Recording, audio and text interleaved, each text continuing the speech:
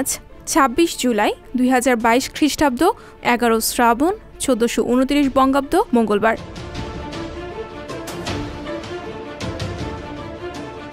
১৮৫৬ সালের ২৬ জুলাইয়ের এই দিনে ঈশ্বরচন্দ্র বিদ্যাসাগরের প্রচেষ্টায় ইস্ট ইন্ডিয়া কোম্পানির শাসনাধীনে ভারতবর্ষের সব বিচার ব্যবস্থায় হিন্দু বিধবাদের পুনর্বিবাহ the Hindu widows remarriage act ১৯৫৬ অনুসারে বৈধতা পায়। এই আইনের প্রধান উদ্দেশ্য ছিল হিন্দু ও অন্যান্যদের মধ্যে বিবাহ সম্পর্কিত আইন সংশোধন ও আচরণবিধি লিপিবদ্ধ করা।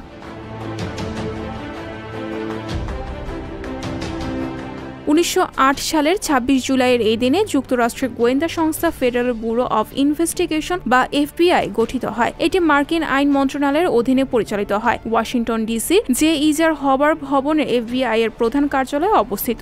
FBI এর প্রধান কার্যক্রমের মধ্যে রয়েছে যুক্তরাষ্ট্রের নিরাপত্তা, ফেডারেল, স্টেট, মিউনিসিপাল এবং আন্তর্জাতিক সংস্থা ও সহযোগীদের সাহায্য করা।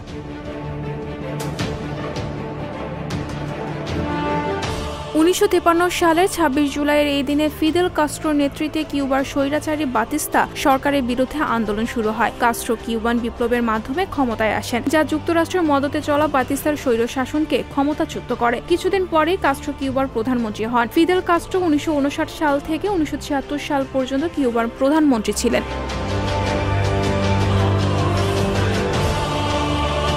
১৯৬৫ সালের ২৬ জুলাইয়ের এই দিনে মালদ্বীপ ব্রিটিশদের কাছ থেকে সম্পূর্ণ স্বাধীনতা লাভ করে। তবে ব্রিটিশ ১৯৭৬ সাল পর্যন্ত দক্ষিণতম প্রবাল প্রাচীরের গান দ্বীপে একটি বিমান ঘাঁটি রেখেছিল। পরে ঘাঁটি থেকে ব্রিটিশরা সরে যায়। সোভিয়েত ইউনিয়ন ঘাঁটিটির ব্যবহারের জন্য মালদ্বীপকে অনুরোধ করে। মালদ্বীপ সেই অনুরোধ প্রত্যাখ্যান করে।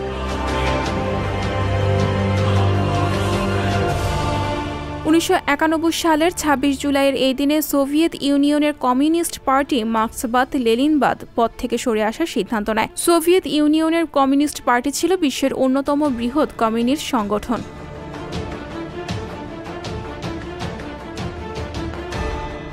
সংবাদ, ফিচার ও অনুষ্ঠানের জন্য ভিজিট করুন সংবাদ প্রকাশের ওয়েবসাইট এবং যুক্ত থাকুন ফেসবুক পেজ ও ইউটিউব চ্যানেলের সঙ্গে।